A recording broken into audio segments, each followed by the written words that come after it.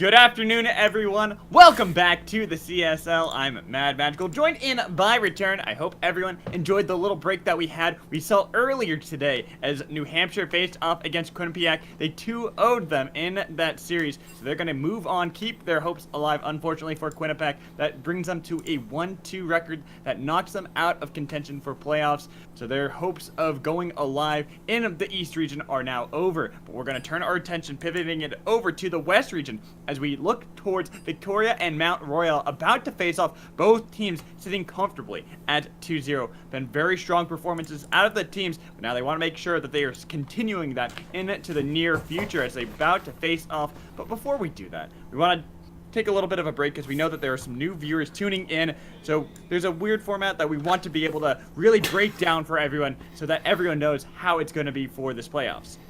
Yeah, Collegiate League Legends is definitely a new landscape for this season, and with so, we're representing it just a little bit differently. So this is pertaining mainly to our four main regions, the North, the South, the East, and the West. There are also three additional ones, two of which coming from the Big Ten Network. The last one will be that Peach Belt Conference. But back to our main four. We are in a six-week regular season where each team will be in a Swiss format. That means that teams with similar records like these 2-0 squads will be going up against each other on a week-to-week basis. You need to end the regular season with either a 6-0 or a 5-1 record to make it to your conference playoffs for a chance at making it to the national playoffs, and with the finals of which will be hosted over in Riot's LA studio. But if you don't quite make the conference championships, have no fear. The Teamo Cup is still there for all the teams who want just a little bit more competitive League of Legends this season. But that does bring us to where we are today. And 2-0 records, these guys have to be feeling pretty darn good about themselves. Because really, they're only like 2-3 more good weeks away from just solidifying their spot in that conference championship. And the West, that is a region you cannot take lightly. Not at all, and I believe both teams are sitting very comfortably, having not even lost a single match in any of these series. So these are strong teams that we're about to see face off against each other. But we look over towards, I want to focus on Mount Royal really quick. If we look at their top laner, SmackDown Hotel, he's been playing one champion in particular that Return's been really fancying. Oh, it's I believe every single match. So they've only played 4 matches so far in their 2 sets because they've won every single game they've been put in. It's a Swain. 4 straight Swains. Has been banned away yet. Really assuming it's going to be banned away. Because I'm going to guess not most teams know exactly how to deal with it. I personally am not 100% up to date on all those Swain matchups. As we will be seeing Swain get a rework, but he is definitely making it work while it's still around. Yeah, he did receive that mini rework back when the Mages got it quite some time ago. At the same time, Vladimir was getting his. But things have changed a lot in the matchup for where Swain feels stronger, where he doesn't, because he no longer has the damage that he has over time where he clicks on someone and just burns them for a while. So this makes it really interesting to look at the possibility of the matchup that we've been seeing coming in from Victoria, as their top laner, I Got Outplayed, has been playing a lot of Vladimir, and before, Swain used to be very strong into it, but now it's a very skill-oriented matchup. Yeah, we'll have to see if even those two actually get to that point, because all of this record is public information. They should know on every side that there is a Swain main in that top lane. Maybe you just spend an extra ban, knock the one right on out of there. But yeah, also so many more power picks going back on right and forth. Is University of New Hampshire was just up in the block right before. They basically assembled the Exodia composition, having Azir, the Kog'Maw, and the Nunu. I mean, we are on 8.2. We are within those new Nunu buffs. And boy, it looks insanely good when you get that much late game priority. Yeah, pretty much gonna expect to see that banned. Nunu has to be, unless you want to be able to first pick it, get something strong such as a Zero Kog'Maw to go along with it. But we'll have to keep our eyes out for what possibilities come in later, because also, I want to talk about Victoria Ski. Their mid laner has played one champion that I actually found really interesting, and that was the Zed that he busted out, I believe, against UVU. He played that into, let me just make sure. He played that into a Lux mid. But Zed's actually really strong at making sure to mitigate the strength of a Kog'Maw sort of Juggernaut comp because of that assassination potential he brings. Exactly, but other things you have to be aware of, especially down in that ball lane position, is you pair the Tahm Kench with Kog'Maw. There's just not too much that can actually get to him. And Zed and a lot of these assassins in the mid lane just haven't really been finding their stride. Even though we've been seeing so many control mages make their way back into the meta, they just haven't really come to fruition. They haven't found their niche.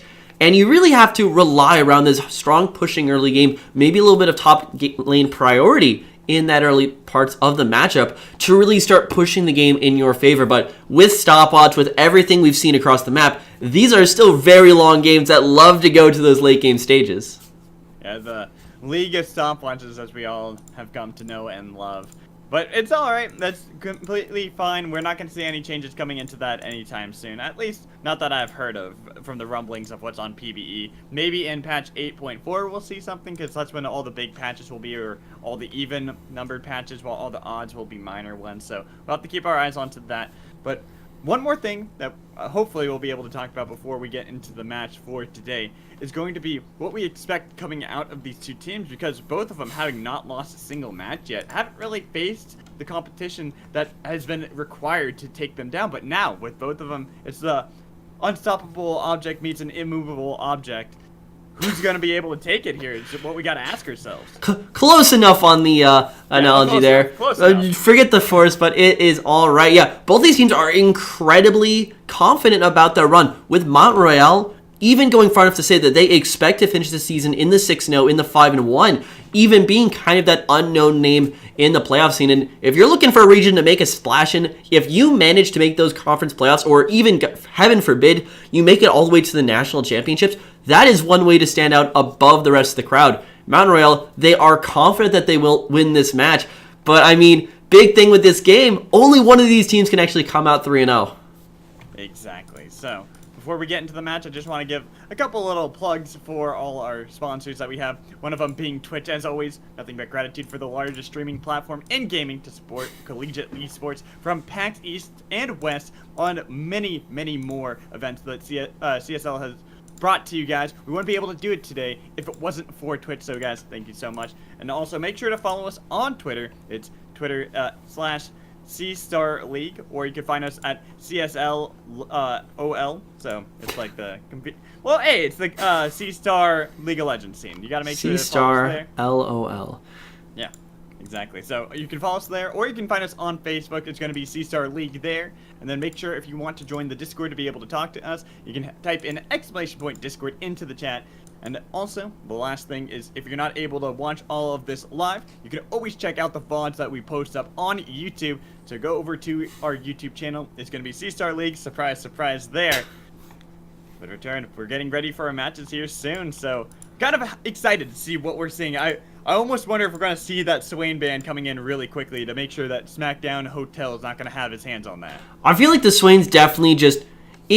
It's not that much of a throwaway to throw it right on out.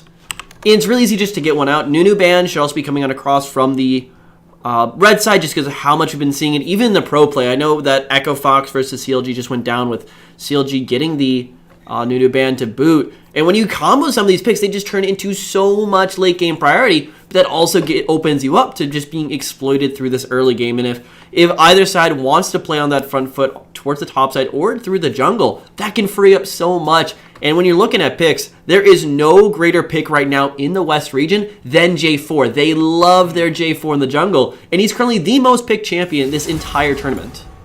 J4 it's just been really strong for quite some time. His ability to fight early into the game as well as get some early things himself. It's something that you cannot mess with. As now we get into the pick and ban's first game between Victoria and Mount Royale. Let us know in the chat who you are rooting for, as we see Vladimir and Camille being the first bans for each team.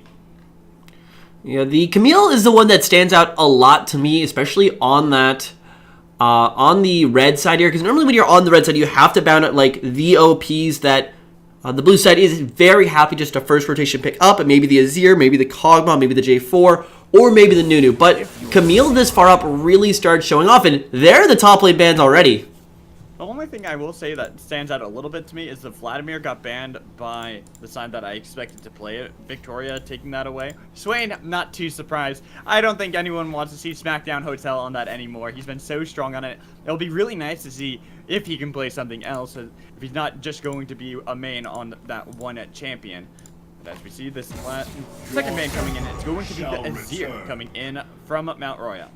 Yeah, the Azir is not too shocking to see, especially right now. The last two I'd have to put up really high on that priority is either going to have to be the Nunu or the Kog'Maw left just because of the Exodia style composition you can put together there. But it's also really curious to see those two top lane bans coming on out. But what this leaves is your more general and more mainstream either tanky top lane if they just want to play a generic front to back style composition, or something like a Gnar, something like an Ornn that's still going to win out in the early game and potentially try to open up the map. Zach going to be the last ban coming in from Victoria. So Jarvan still left open. I wonder if they have a mind to try to first pick that. But this is where Mount Royal have to make the decision. Do they leave up the Nunu and try to force out either the Nunu or the Jarvan first pick? Or do they ban it here and go with Sejuani instead? Sejuani is definitely one of those top picks, but they're going to forgo both of them. They are just going to go hard nerf on the top lane. 4 top laners have been banned out so far this rotation. Interesting. Especially with the Fiora. I mean, that is a massive split pusher you want to take away, but normally you don't see that first round drafted anyways from teams, so almost wonder if it's just them doing their research, making sure that I got outplayed, can't have some sort of cheese pick later into the draft. Keeps them really safe, but Clanky wants his hands on Sejuani for going both the Nunu and Jarvan. They will be picking up the Sejuani, which is, I'd say, a little bit less priority of a pickup than the J4. I think J4 just gets more done in the early game, but what Sejuani does bring to the table is that a lot more tankiness in the jungle position, a little bit more tankiness in team fights, whereas J4 tends to go a bit more damage oriented, but also comboing with something like a melee top laner, maybe like a Camille obviously has been banned away already, but the Maokai too are great things you can combo with the Sejuani just to turn any top lane into nearly a kill lane. Now we see Tristana and Jarvan coming in for Mount Royal. Really interesting that we don't see either squad going for the Nunu. Seems that neither of them really want to be locked into a position where they have to rely on the other lane to carry. They want to make some more plays, be a little bit more proactive once it comes to the team fights. Malzahar is going to be picked up for Ski, and that's something that is pretty safe, especially now that we see Zero has been banned away. The Rye is still open for Demaster if he wants to go for that, or if he wants to go back to the Orianna he's been drafting throughout this tournament.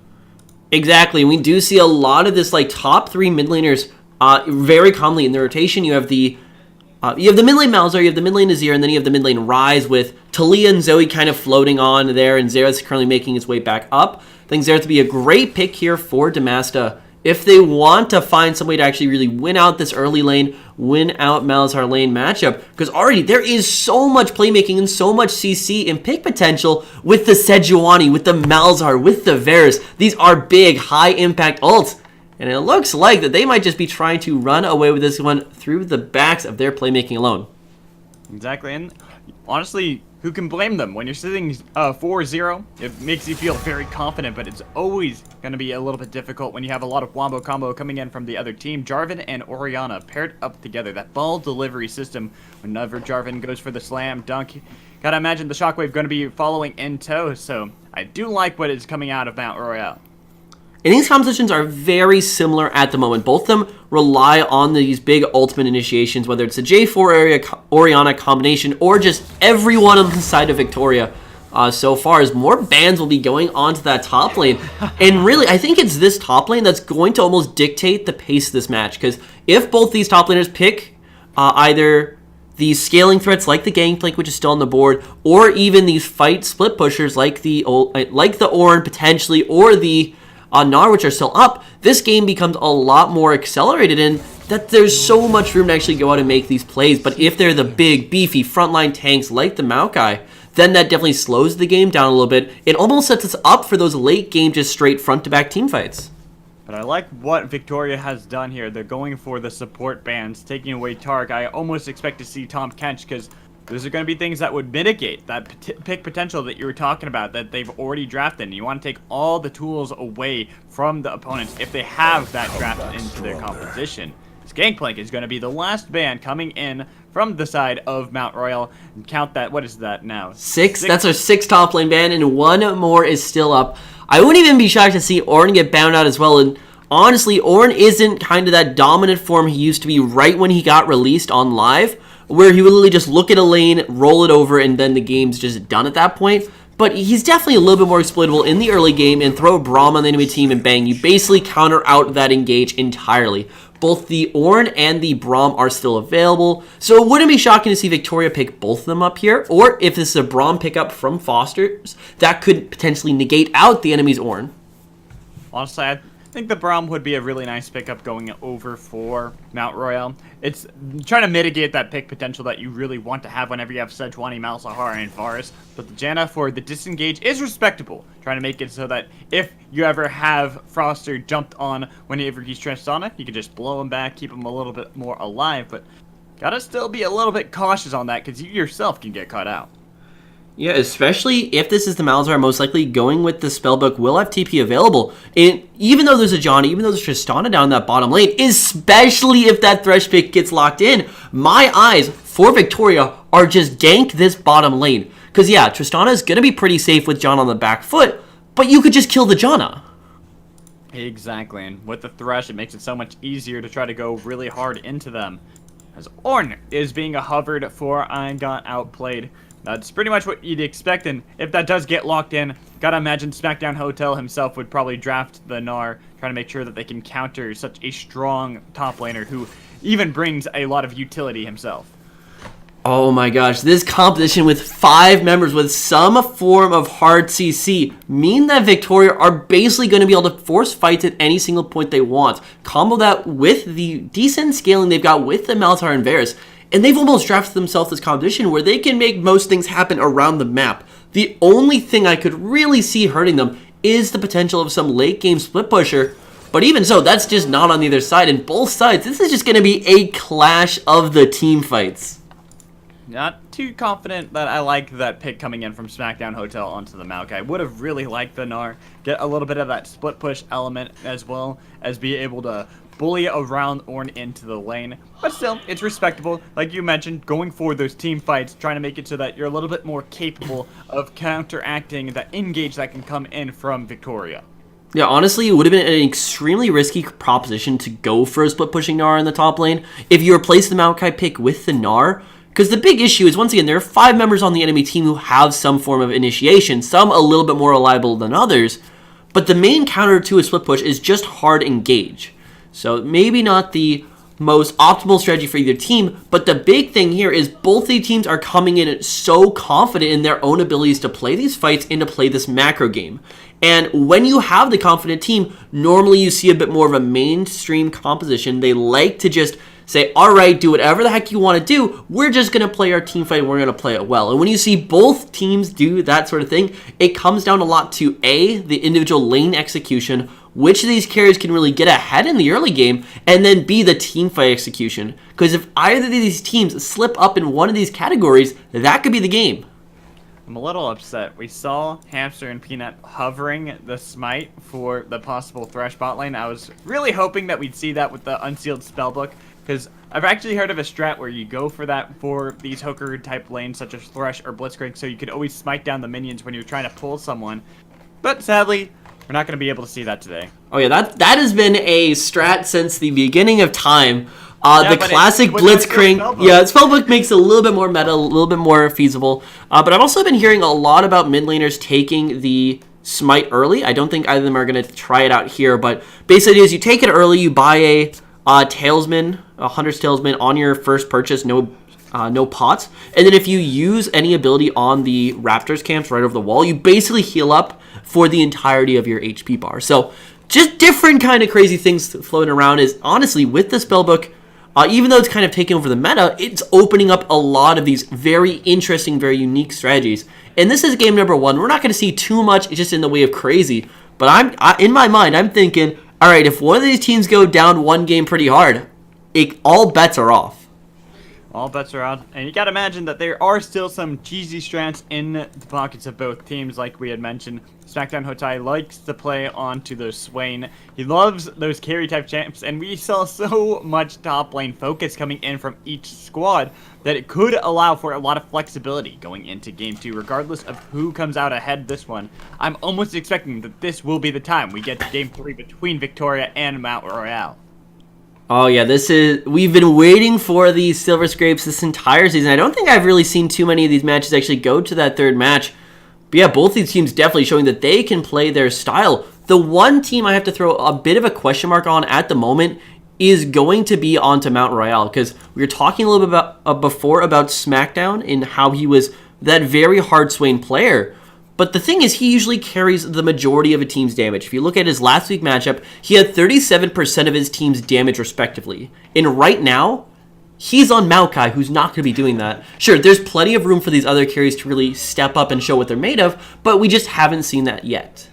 This is so true, and I really want to see how Tabasta plays on this Orianna. This has been one of his staple picks coming into this tournament. He's really wanted to make sure that he can help out with the wombo combos, and a good Orianna, all she needs is one shockwave, and that can turn the tides of any game.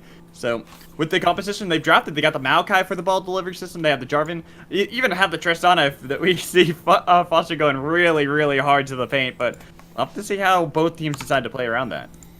And that's definitely still up in the air, and a lot of room to really play around it both ways. So as we loaded into this one, last few thoughts coming out here. Mount Royale definitely have the harder to execute comp, I think, if you just look at both these teams. And that's going to mean higher highs, lower lows. If they land that Orianna composition, if they land the initiation with the J4, it's going to pay out hugely in dividends. But if they're unable to find that, Victoria, I think, just kind of auto-win a team fight. And unfortunately here, the League of Legends client decided to go to windowed form, so not going to flip over to the loading screen just yet, but we will hit you guys up right when we get on to this game. We'll make sure that gets fixed for these upcoming matches. And looks like I need to swap that one right over, because Riot Games doesn't seem to be liking me at the moment.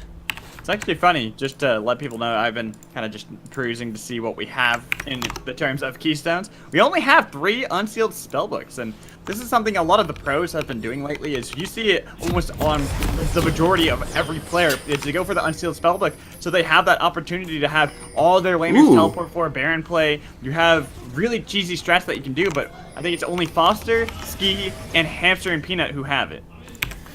Yeah, most certainly, and they're gonna be coming out pretty strongly in this matchup.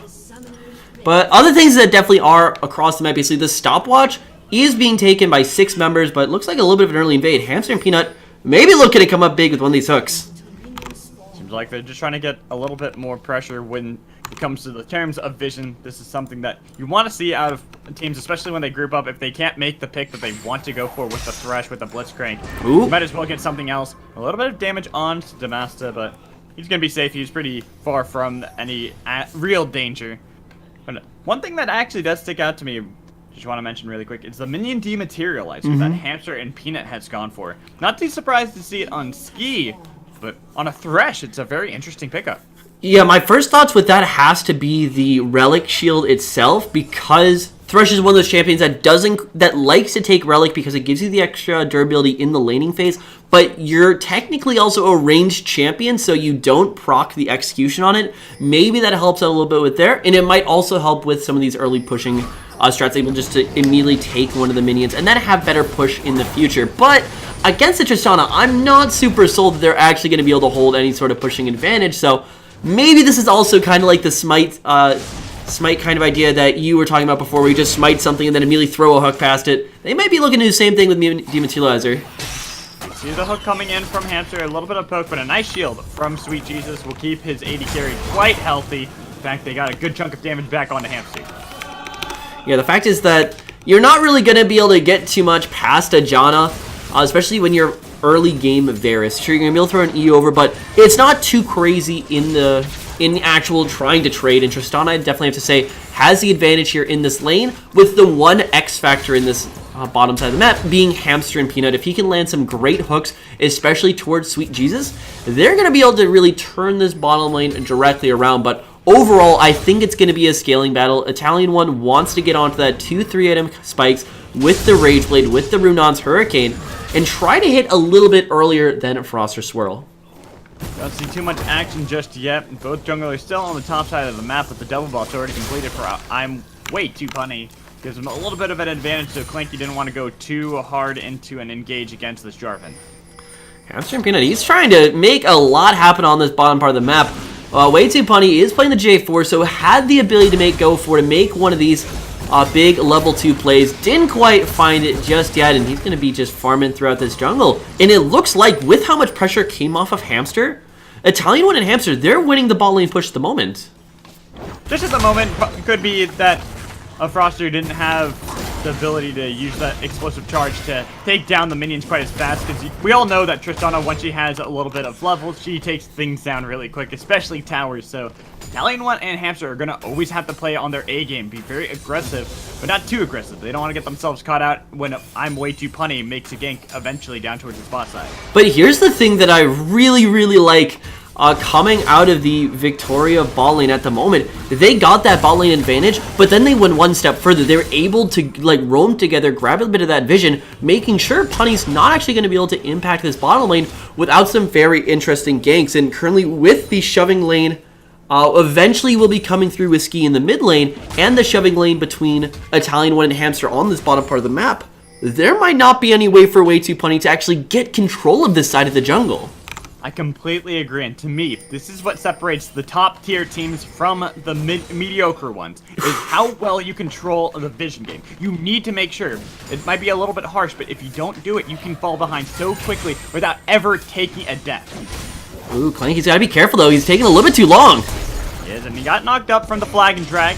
Doesn't have to worry too much though, because look at all the lanes. He was allowed to do that for free because both mid and bot were pushed up so far, there's no way Demaster or Froster could react. Now here's looking like it could be a great potential play for Victoria. They've nearly cleared out Way Too Punny's bot side jungle, which means there's no real reason for him to be down here within these next few minutes. At the same time, that Infernal Dragon is available. If there has ever been a time to make one of these early dragon plays, maybe use a TP out of I got outplayed to force something, now is going to be the time. But Punny, he's going to try his luck on the bottom side of the map first. He was spotted out on a ward, so Hamster and Italian 1 gotta be a little bit cautious, as they were stepping far back. The ward only plays down from I'm Way Too Punny, realizing that the side of Victoria kind of could sniff out what was about to happen. Froster and Sweet Jesus are probably going to do the same as Clanky makes himself known in the dry bush. Yeah, and also hovering around the mid lane, Punny's still looking for something, but he has been picked out on a ward. Ski knows exactly where he is. Have to be backing up on this one. It's both junglers. They are sitting pretty hard on this bot side of the map so far. Top lane is an island. It is two tanks, but nice hook landing onto Sweet Jesus. They get the flash out of Janna, having to use the shield on himself, so Froster's not going to be able to get a little bit more damage in terms of that. But in the end, getting a flash off of Janna might be an easy lane to gank later on if Clanky wants to make a repeat. Most certainly, but now we're almost in that same situation I described before with the dragon being available. Almost the other way, because as I say that, Mount Royale had a great line of vision. They were able to get Way Too Punny in towards that side on the other side of the dragon pit, grab a lot of vision, and now Clanky has to go to that top side as well. And that was almost the lanes for Victoria, not really wanting to go and help out. Bot lane was pushed up. They could have maybe made a role play over, try to catch out Way Too Punny, but in the end, it's going to be a pretty solid play for Mount Royale. Yeah, they're looking to be pretty solid. They're still looking to scale up a little bit. Mid lane needs a few items. ADC, you always want Tristan into that 3-item spike, and top lane doesn't seem to be going too shabby. But the biggest thing that just happened in return, I think you know what it is. The stopwatches are now up for everyone, so gonna hopefully see some cheesy strats coming out of players really soon. Maybe even a potential dive that can happen from I'm Way Too Punny once he has the Cataclysm. Big thing though is that stopwatch is a two-way street. It makes it a bit easier to dive, but it's also a bit easier to deny the dive. Bot lane, Frosters and Sweet Jesus, they both have the ability to go into stopwatch, ability to cancel out any sort of engage from Clanky. Mid lane and top lane for Mount Royale is a little bit more open and in the air. If there's going to be some sort of early game play, it's going to be Ski plus Clanky moving up towards that top side of the map to lock down Smackdown, give Outplayed even more priority on this top side, and Victoria could just look to win out the map that way. I love what Mount Royale are doing. They're making sure that they control the vision around the bot side. They had lost it a little bit earlier, but they realized that. They learned from their mistakes, now maintaining the control. So anytime they don't see Clanky, they know where he is. Their lanes are staying relatively safe. Sure, they're pushed in their towers for the majority of the time anyways, but it helps out in the long run. And a lot of priority is being put on this bottom side for Mount Royale, because yeah, they've established all this vision game on the bottom side, but Victoria is staying that one step ahead right now, and that's the play I was talking about. TP's going down to bot lane. But look, there are three people on this top side, Ski and Clanky. They could look for a dive. It is possible. As the teleport was for Froster, he switched that out. Like I said, he has the unsealed spellbook, so makes it so Tristana can get back into lane as he's fallen down considerably in CS. So Makes sense that he wants to try to maintain some sort of prevalence against Italian One. Doesn't want to fall too far behind because Vars can get scary. But nice cancellation coming in from SmackDown. Yeah, that was just pretty solid mechanics up there on that top side of the lane. And SmackDown, he's not getting smacked down by the Ornn. He's nearly 14 CS up on what should be a one lane for I Got Outplayed, and they're going to keep tussling. SmackDown was going pretty hard into I Got Outplayed, wanting to see if he can burn a little bit more than just some abilities. But sadly, their Maokai, you're not going to have that much of an ability to do so. But this island remains. The top side, doubt we're going to see any sort of impactful plays coming out from them until the teleports are used. Exactly, and also going back a few steps here, towards the Mount Royal bot lane, the TP on Froster Swirl is a strat we normally seen paired with Severe, where your whole intention lane is just to shove out, back off, TP in, but here comes the play too. Oh, they got the root! In with the Chain of Corruptions right on a Sweet Jesus, but no one else has been able to show up just yet. Glacial Person is there for Clank You. Nice use of the stopwatch from Sweet Jesus to dodge away from both that and the hook. Still, it's a lot expunged by Mount Royal, so they're going to be safe for now. Gotta be careful once the cooldowns are up. You gotta expect that kind of play to come again from Victoria. Yeah, but that was such a non-committal play coming out from Victoria. Not only did Clanky not take the initial Lantern, but it almost felt like Hamster Peanut was backing off as well right when Italian One threw out the ultimate, the Chains of Corruption. So it wasn't really a committal play. Sure, you got the stopwatch out of the Gianna. Maybe that's where you're going to be coming back in a few minutes. But still, you need to find some way to follow up on that, because at the end of that play, that just goes completely towards the side of Victoria. Victoria realized that they already have the lane priority in both mid and bot. They turn their attention on to this dragon, trying to see if they can get that Infernal for the team, while Hamster was looking to see if there's a possibility of a play onto Demacia. Not having a stopwatch for the Orianna is a little bit unusual, so it could have been detrimental for him, but luckily he was staying far enough back. Yeah, so far, nothing going over too crazy. Bot lane going in favor, especially the first dragon for the side of blue side for Victoria, isn't too shocking, especially with how much pressure has been applied from Italian One and Hamster and Peanut. Plus, really good vision tracking coming out of Clanky. Top lane, though, Outplayed, he's got no stopwatch, he's got no backup. Not at all, and the one who does have the stopwatch is I'm Way Too Funny. Sadly, I got outplayed. He's got to realize what's about to happen. They're going in for the engage. That's a lot used to bounce him around, and first blood already for I'm Way Too Funny. Didn't even seem like that Ornn was that tanky with how much damage he took. I'm not a huge fan of how they engaged that one. I wanted to see Way Too Funny go in first, draw the tower aggro, because if something went wrong, he was the one who had stopwatch, but instead he kind of put SmackDown's life on the line, but at least they've got enough confidence in each other. They're able to pull off the play, and that's first blood going over to the non-Ornn in the lane, going over to the Maokai, is actually pretty substantial, because that just makes it even harder for Outplayed to really find his niche in this matchup, and he's already 30 CS down on the theoretically winning side. Exactly, that's the point that I was going to start harping on, is the CS lead that SmackDown was able to accrue from that one play. Now, 40 with the back, he gets himself an Abyssal Mask to try to do a little bit more work for these possible team fights that are going to come in later on. He's going to be able to place around. Definitely a little bit better than picking that up on something like the Gnar, but able to make it work, as he will be having a pretty big impact in those team fights. And now imagine the Orianna ulti going down onto 4 people while there is an Abyssal Mask in the area. And things just look really scary. And that kind of combination, those plays are going to be needed to bring the side of Mount Royal back into this game, because Victoria are using those lane advantages in the mid lane, about to be more in the mid lane, but really in this bottom part of the map to force their way with the game. And currently, if you look at the Dragons, if you look at everything involved, I still give the tempo advantage right now to the side of Victoria. Flanky went for a deep invade, trying to get some more vision into the jungle of I'm Way Too Funny. Did a successful job, but almost was collapsed on by Foster and Demacia. So you got to be a little bit more careful. Make sure that you have the lane priority going into effect once you go for it.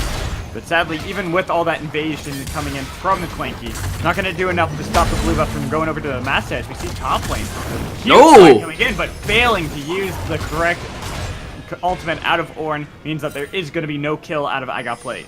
Oh, but here comes the jungle. That isn't a frozen. Oh yeah, he's gone. There's no way. Well, you hope that he's gone. They don't get the knock-up on him. He gets the sap magic, but that was enough damage. I got outplayed finally. Gonna be able to get his retribution kill onto Maokai. You see mid lane flash into the nether grass, and just to top it all off, that's gonna be a hook. Getting the cleanse with the double shockwave. Might be able to keep him alive, but look who's here. I'm way too funny. Gets the stopwatch out of Sky and slams down onto Hamster. Can he do enough damage? Yes, he can. Thresh out of here.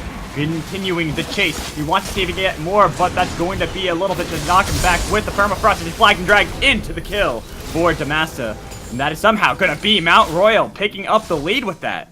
Mount Royal, that was an amazing turnaround, all started by Damasta in the mid lane. A lot of very good timing and staying calm in the face of so much aggression. Double flash used to engage from Ski and Hamster, but the big thing was he saved his cleanse for exactly the right moment. Used it to get out of the way from the Threshold, able to retreat back under the tower. If he had used that any earlier, if he was a member of the Riot support team and tried to use it on the Malzahar ulti as well, he would have been completely stuck in that lane, but in the end, he used it perfectly, got the jungler coming on through, and that's a big turnaround for Mount Royal, who was already having a pretty rough bottom half of the map. And mid lane getting that advantage, along with the jungler picking up quite a bit of gold. That's gonna help a lot, but ooh, Foster. And they might look to see if they can get the pick. Nice use of the stopwatch. Once again, it seems that these stopwatches are coming in clutch for the side of Mount Royal, as both bot laners were able to stay safe from an intended engage coming in from Victoria with it. Yeah, they're gonna be fine for now, but without their bot lane Clanky, he might just be able to get as much pressure in this jungle as he wants. Mid lane's roaming over though. Gonna be the attempted roam coming in. TP being used by Foster, so they might be able to go for the engage. But Clanky's pretty tanky, getting himself out of dodge. Top laners once again dueling it out, but it's a level advantage for Sackdown Hotai. So, Warren, you gotta be a little bit more careful, a little cautious if you want to go for these full engages into Maokai. No TPs available on the top side of the map, so I'm seeing two junglers hanging around bot lane right now, but even if there's a play, there will be no teleports over. Ski's still sitting with the Ghost as well. Damasta will be sitting quite comfortably with the cleanse. So now, we're going to have to turn our attention towards some potential plays around objectives coming in soon, because you got to start taking down these towers, and we know how Tristana can be. She hasn't gotten any items just yet, but she still does a lot of work when it comes to that. Even though the Ginsu's has been completed from Italian one, he'll have a little bit of a spike in his power. Got to be careful that you're being proactive with taking a control of the map against Mount Royal. Right now, 15 minutes into the game, and we're still pretty solidly in the laning phase. No big rotations coming out just yet. The biggest rotation I can think of is just rotating over to the jungle from some of these lanes out of Victoria. But even so, we got Moby Boots on the Thresh, and still, everyone is still farming their lanes respectively. I believe that's going to change, especially for the side of Victoria, once you get that second item completed onto Italian one, because then they not only have all the CC available on their squad to basically do anything they physically want to, but you also have the damage coming out, and that's really where this game's going to turn. The Ocean Drake spawns up onto the Rift. See if teams are trying to take control. Really good vision control still from Victoria, despite finding themselves a little bit in the hole. 1,000 over for Mount Royal, and now with the first tower pick up in top for Smackdown Hotai, gives them even more of an edge if they want to try to make a future play. And that's a big one going on over, especially because you picked the Or not only for the team fighting prowess, but also for the lane dominance, and he just lost the first tower right there, but it might be an equal trade as bot lane tower is going to be getting pretty low. But towers going down, the acceleration of this game actually benefits the side for MRU because it allows these slightly pricier champions like the Orianna, like the Tristana, to get more towards their item spikes. And the quicker this game goes, the more in favor for Victoria because they want to keep this as very low budget as they can. Keep an eye on the minimap. We get the Ghost being used by Ski. He'll make himself known at his own tower, but it could be the collapse still onto the members of Victoria as they try to escape from the Dragon Pit. Still surprised we didn't see RMU pull the trigger. We could have probably picked up a couple kills in that one. Yeah, that one was really, really on the edge because the only thing that could have turned that fight in their favor was if the Master really landed one of those extremely optimal Orianna shockwaves because Froster's, he is in no real shape to actually go into one of these fights in trade. And especially when you check out Way Too Punny, he went with the tank build onto the J4, which means he's going to need some assistance, but top lane, speaking of needing some assistance. You're a little bit too far out. You can stat magic all you want, but once the Ignite's put down, not the Ignite, once you have the grievous wounds procced onto you, you're not going to be able to heal up too much, and this could give over a free Rift Herald to the side of Victoria. If you want this competition coming out of Victoria to be summarized into one word, it is pick. And that is the last thing you want to happen, because getting these picks is exactly what's going to keep Victoria on the front foot. They keep this game at a nice 4v5 state, they're going to be able to go around, accrue all these advantages. And the lead right now probably goes towards Victoria, not just because of the in-lane CS, not because of the kills that have gone over, which currently are in favor of Mount Royal. It's because of the non-gold valued items. It's because of the Infernal Drake. It's because of this Rift Herald. And it's because of the raw playmaking potential. You see some sort of Australian lanes coming in. They go for the engage on it to Italian one, who could not make it to the Lantern at all. Really good call coming in from Damasta, an Italian one, not giving the respect over to the Organa he just really should have. In that early game, we had some really good vision coverage coming out from Victoria. But Mount Royal, they find the one pick they need to really slow this game on down. And you can see that topside, they have basically not put any vision above that Herald pit. When you put your arguably most fed member, the Varus, already had one kill in the lane, already working on that second M right now, the Wit's End. Get him a little more gold and you are ready to go in team fight. But if he dies, he's not going to be doing too much for you. And now 2-0-1 onto Damasta, 2-0-2 onto Way Too Punny. And these two are ready to be the core of the composition that you need coming out from MRU. Maybe Bifrost just a little bit more time to scale. Exactly, and then you make it so that this Oriana can get towards 2 items, having now completed the Leandries. Going to be very scary as you look towards these possible team fights. We already mentioned before how we believe that MRU have a superior composition for that. It's going to be more on the pick potential that can come in for Victoria. So they got to play around what they consider their win conditions. Honestly, if you want to see how a team fight really plays out for both these sides, if you're the side of Victoria, your number one priority is knocking down Damasta, which is still going to be a pretty uphill proposition because of the cleanse coming out. Thankfully, Malazar is able to lock him down for a good amount of time. And if you're able to erase the team fight changing ultimate that is the Oriana Shockwave out of this composition, you basically can just roll over the rest of this fight and keep winning. But that's a Janna. That's going to be the pick that you want to get. You take out one member. Is he alive? But is it going to be enough? One more tick of the Ignite. The Shockwave only hitting onto 2 members won't be enough to keep Sweet Jesus alive. He tried so hard, but in the end, it doesn't even matter. Yeah, it's still not going to make it out because, yeah, Janna isn't the tankiest member in League of Legends, not able to keep going. But with that pick, they will be pressing on this middle lane. There's only the Tristana and the J4 to fight this one off, and I don't think they've really got enough in the tank. And with the Rift Herald in tow, it makes it so much easier to take down these towers. They might even be able to get the tier 2 if they're not too careful. Mount Royal, you got to do something quick. Here comes the TP in from SmackDown Hotai with Way Too Punny positioning for the engage. You see Victoria backing off, not wanting to go too deep and get themselves cut out once again. Yeah, but that is going to signal the basically full retreat coming out from the Scron. Oh, but it's going to be a little bit of fight now on the bottom side of the map as both these top laners going back and forth with each other. Gotta watch Outplayed, though he has the teleport available. So a lot of people are moving towards the top side of the map. It's also a little bit of a wet noodle fight at this point now that you're seeing these top laners complete more of their items. Righteous Glory, Adaptive Helm for Outplayed, Abyssal Mask with the Glacial Shroud for SmackDown. Not going to be too much damage coming in onto each other, especially the amount that you can heal back up as Maokai. Yeah, most certainly through. But even after all that commotion, Herald used on the mid lanes for those last few plays. 2 tower advantage going over in favor for Victoria. This is still an incredibly close game, nearing our 22-minute point already. 2 items now completed onto Italian one. He went with the Wit's End instilled to Runon's Hurricane. Wants just a little bit more defensiveness against Damasta and such. But now we've gotten to the point where it feels like Victoria haven't really been able to get anything out of their hard pick composition. And now this turns into a very rough team fight to actually complete because you still need to deal with Damasta in some way, shape, or form. And that is 10 times harder to do in a 5 versus 5 setting rather than going out, grabbing a bit of vision game. And really, great job from MRU right now to just deny out any potential picks. A little bit of damage traded back onto I'm Way Too Punny, but he's gone for that full tank Jarvan build. Even with the Warmogs, it's going to be really safe, especially if he's able to reset and get the health back.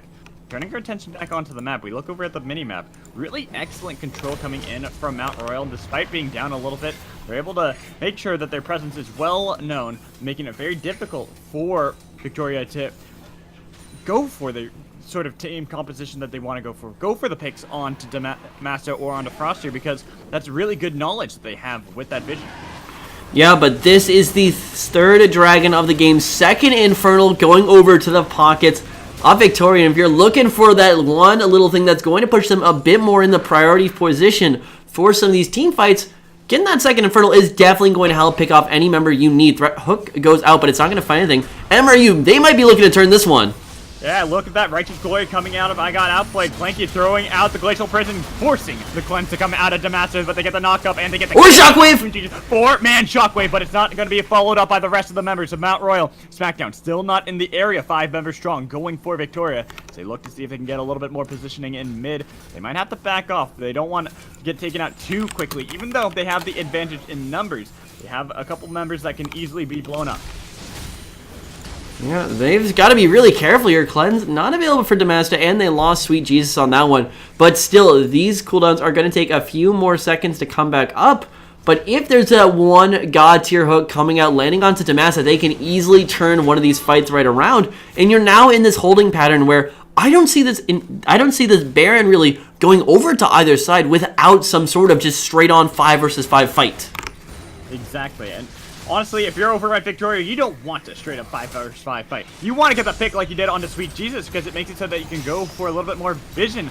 But seems that Mount Royal understand that they have 5 members now in mid lane as they take down the tier 1, but SmackDown's taken so low. Fat Magic on to Clanky as they pick that one up too. Going for the engage with I'm Way Too Punny, knocking up Hamster, forcing out the flash shockwave onto nobody. The flank in from Outplayed. This is going to be enough to get the knockout, but not going to help out because Way Too Punny finished off that ski. So go for a little bit more with Outplayed right into the back line, doing a lot of work, but it wasn't enough in the end as the double kill was even secured by Froster. They got the ace and didn't lose a single member in that fight. Such a broken defense coming up for Victoria. Not only were they in the disadvantaged position of having to defend against the engage style composition, but their tank, their only real way of staying alive, got outplayed, was on the other side of that fight. He tried to flank and he got in way too late. They've got to shore up these team fights if they want any chance, because Mount Royal, they are ready to get these fights started. Want to see how much Froster is able to pick up there. Gets the QSS, but is going to be looking for that third crit item to really put him up to that next level. That was great plays coming in from Mount Royal. They understood what they needed to do. They forced out the fight, and there's no kill coming on to SmackDown Hotai. He stayed alive for so long because of the Sat Magic that they burned everything on them. By that point, it's an easy turnaround coming in from Mount Royal where they can get these squishy members, they can take out Ski, they can take out Italian One, and no one else can stand in their way. Most certainly, and this is still going to be no Baron on to the side for Mount Royal, rather. They are going to be looking to push some of this in, but that first step has to be the vision game. We've seen them have such a great defensive style, but now they're going to have to be on the front foot. And this is where the pick competition really starts picking off, because the pick is all about how quickly can you find someone in this jungle. And when you're in your own jungle, there is so much less distance you have to cover. Maybe Outplayed going to be in a rough spot here. Gotta be careful, there's no more unstoppable for Orange, so he can't use the Bellows Breath to help himself out. A lot of damage comes in, but the Lantern will get him finally back to his team, but will not help out this tower as it's gonna be taken down. Yeah, but that's the flash out of the engage tank you have on the side for Victoria, and that's not going to make this extremely hard to put up any sort of defense. And Damasta, most importantly, still has that Orianna Shockwave. It's on to SmackDown. Italian One and Ski, they have to be terrified. Look at Froster, he just wants to get these explosive charges, do a lot of damage, taking that down to nearly 50% health. If you're on the side of Victoria, you gotta put up some sort of defense. You have to get a nice pick, but it's hard when all the members of Mount Royal are in your face, taking down your objectives and your towers. Oh yeah, there is very little room for on the side of Victoria to put up any sort of defense, but here comes the engage. All the Forge God used Oh! the QSS, but they get the 4-man knockup, trying to look for a little bit Monsoon, helping out. Shockwave! As the Shockwave onto 4 members with the Cataclysm onto them. It picks up 3 members almost instantaneously. Clanky has to flash out of there. Hamster sees that as well. They know this tower is going to be no more as Mount Royal look for more, and they win the team fight, only losing their top laner. Damasta coming up absolutely massive on these fights. Found the 4-man Shockwave to really just put that one in the dirt. What almost looked like it was going for Victoria due to the Ord engage and due to some damage coming out. MRU, Mount Royal, they're looking to take this game right here, right now. Exactly, they want to open up the stage, take down an inhibitor. Way too punny, hit up by the permafrost. It doesn't hurt him too much. So he's going to turn his attention now towards the mid lane, because Damasta takes down that outer tower for mid and possibly wanted to look for the inhibitor, but they know the respawn timers aren't that long this early into the game, so they back out. Yeah, they're still going to play this one safe, know that they got the advantage, and that they can keep playing with it as of late. They just need a reset, maybe look on that top side of the map, because that tower in that lane needs a little bit of love and affection. And still, there's not really any clear response coming out for Victoria. What do you even do at this point? They need to find some way to establish this vision control and really start making this pick competition work, because they just haven't found anything yet. Exactly, and that's the hard part. Once the team fight composition starts coming online, they never want to leave each other's side. They become a happy knit family, especially when you have a Meowkai. Who can blame them? What, did you see him playing with the yarn right there? So adorable.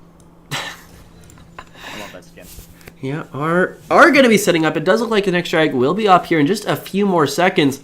But really, if you're Victoria, you do not have the ability to go and contest this. You don't have the split pusher set up. Ski still doesn't have a teleport available to even think about contesting. And MRU, they're just easily going to walk away with the first dragon of the game for them. This fourth one, 30 minutes into the game. Next one will be that Elder Drake. Exactly, so that's where you're going to have to start playing around a little bit more if you're on the side of Victoria, but again, they found themselves quite in the hole. The game was so close, and just a few minutes ago, one good fight after another coming in from Mount Royal has turned this from a 1,000 gold lead for Victoria all the way over to a 7,000 over for Mount Royal. Big wave forming on this bottom part of the map. Someone's going to have to respond to that eventually. And if MRU keep this pressure up, if they keep this priority on the mid lane, they're just going to be able to take this tower here. And one last fight will definitely be all she wrote for this one. Hook goes out. Hook goes out, doesn't connect on to anyone too impactful as they get the knockup onto I'm Way Too Punny. But a lot of damage traded onto this inhibitor. It's getting very low. It doesn't seem that MRU really care too much. They just want to do a little bit of chunk damage here and there, force a fight out of Victoria if they can. And maybe even just wait till the Baron respawns in 2 minutes. I mean, all else fails, you still have a great vision game going for you on this bottom part of the map. Over towards the enemy blue buff, you're able just to basically either bait a fight or go right on in, but they might be looking for Smackdown already. There's not too much damage there. Nethergrass coming onto the Maokai. He's pretty healthy. He doesn't care too much as he goes back in, trying to knock back as they get the flag and drag on to Ski. Is it going to be enough? Call of the Forge God onto 4 members. They keep bouncing around these tanky members of Mount Royal as they finally finish off Jarvan, but they do lose their tower in the process. They basically traded Way Too Punny for that objective. That means they're going to lose so much priority around this Baron. They have to all back off. Meaning Victoria, they can just walk right on in, establish this vision game, and maybe even contest. That was such a split up fight. I was, in the back of my mind, I was like, all right, Damasta's going to throw a ball on one of them. They're going to 4-man Shockwave, and they're just going to win the game right here. But Damasta, Froster Swirl, and Sweet Jesus, they were all focused on that tower. And honestly, at this point in the game, where one team fight's going to make or break it, I'm not sure you can really afford to be that split up. This is a smart play coming in from Victoria. They realize that. They now have the member advantage. So they force the members of MRU to back way far back into their jungle, making it so much more difficult for them to contest that vision around the Baron that now Clanky is trying to secure. And yeah, they need to get this vision game rolling, but that's backs coming out for both Hamster and Italian One, probably to stock up on that vision. But that now means they're going to be met right in the midway point, and Ball Inhibitor will be coming up in not too dreadfully long. Baron buff, 13 seconds. It's going to be definitely a fight to the death here, and probably a fight to the game. Honestly, it's going to be a huge uphill battle for Victoria, but they've proven that they can do it. Gotta just make sure that they're finding the right member. They don't want to get too overcommitted onto a tank and then find themselves caught out to dry. Seeming that MRU are quite content at waiting this game out, waiting for the vision to time out from Victoria. They have the advantage still here. 7,000 still in their pocket over their opponents. Even with the bot lane pushing in from the super minions, they're not too worried just yet. And I mean, look at the ADCs. Sure, you have a slight CS advantage coming out for Italian one, but the big thing is the 3-item for Varus is not going to be able to stand up to the 3-item for Tristana. It's just a little bit too much when you have that much crit, but if he's able to get through Nod's Hurricane, he might be able to out-damage. Here comes the hook. Oh, that could be the potential hook onto the member they want, but he buffered that CEC and gets himself out. The Master trying to see if he can get in position for the Shockwave behind them. The Call of the Forge got knocked onto 2 members as the hook connect on only Mobedi. Clanky having to run away. He's got to be really careful. Cataclysm to lock in Italian one. Forced to flash out of there. Doesn't want to die just yet. No one has fallen. Clanky about to get his health back from the Warmog. But seems that Mount Royale aren't going to let that go too easily as they want to take down the Baron. Yeah, they're turning their attention to it. Bot lane inhibitor did respawn, but it's under a lot of pressure right now. It's under a lot, and that's going to be a lot of damage coming in. The engage coming in from Sackdown and way too punny, but they're taking so low, and that's outplayed, picking up the kill. They might even be able to get onto Royale. And look at that, they're turning it around somehow. Look at Foster. He gets the resets. He gets the triple kill as he wants to go on to Clanky. Clanky forced to jump over the wall to keep himself alive, but a lot of damage in the slows from Sweet Jesus are going to help out as Foster has the explosive charge and does pick up that unofficial quadra kill onto the members of Victoria, and they want to end the game. They have super minions already coming into the base from the bot lane. Yeah, Ski is here, though. He's going to try his damnedest to keep this game alive. 20 more seconds until the reinforcement. And honestly, the Shockwave! Oh, the Shockwave! That's the explosive charge. Ski. Oh, he knows. His death is imminent. And that is actually even an unofficial pentakill that went to the way of Foster. Sadly, not going to have it shown today. But as these Nexus towers finally bar, bro, that's an interesting... Italian and Hamster are up. They're up, but are they going to be able to save the day? Nice use of the rocket jump from Foster. Even with the chain of corruptions, it's not going to do enough. Game 1 for Mount Royal comes into effect. Yeah, that was an incredibly questionable team fight coming there in the end for the side of Victoria. The way that they kept trying to play those fights by having a flanker on the backside with the Ornn just was a big question mark for me because the Ornn never really got anything done. When you want a flank team fight, you're trying to knock off somebody at the very beginning of a fight, but the Ornn just isn't going to do it, and that just leaves this nice, very weak front line of only the Sejuani available for the Tristana to knock over, for the Orianna to knock over, and you're just not going to win a front-to-back team fight like that. You're not wrong at all. It was really weird looking at that from Victoria. They had ideas in mind, but they never were able to get those picks off that they needed to in order to win these fights. They had flanks coming in from I got outplayed, and they looked good at first, but it didn't knock onto the right members, or if it did, no one was around to be able to follow him up. Yeah, most certainly, and I think this is just going to have to be a return to the chalkboard, a return to the whiteboard, rather, for the side of Victoria, because they tried the pick composition. They had a little bit of the vision game in the early, but it just wasn't the priority they needed. They needed the mid lane to really have an impact in the early game. Maybe swap out the Malzahar for something like a Xerath, something that can get the lane pushing, but then maybe your competition just changes entirely. TLDR, they were not able to really capitalize a lot on the early game advantages they had. And in this sort of very long drawn out form of League of Legends we get with the stopwatch nowadays, maybe that just isn't the competition you can realistically play. Completely agree, but until then, we're going to try to get Game 2 ready between these two. That was quite exciting, seeing Mount Royale be able to take the first game over Victoria. But let's see if they can keep that up, if they can continue their reign of dominance right now, go a full 6-0 in this tournament, or if Victoria are going to be able to muster up some sort of defense, force this to a Game 3. You guys don't go anywhere here at CSL. We're going to be right back.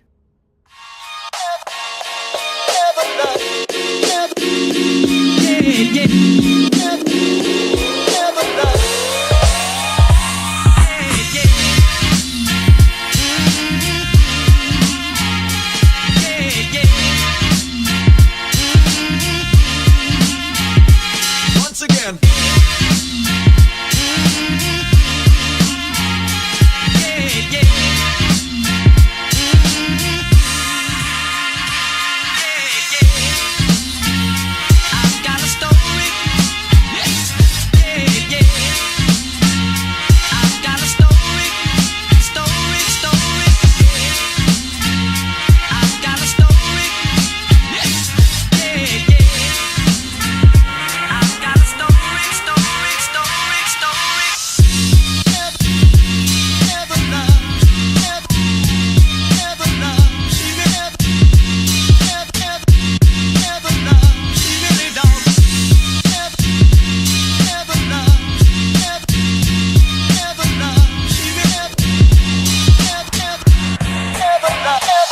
Once again.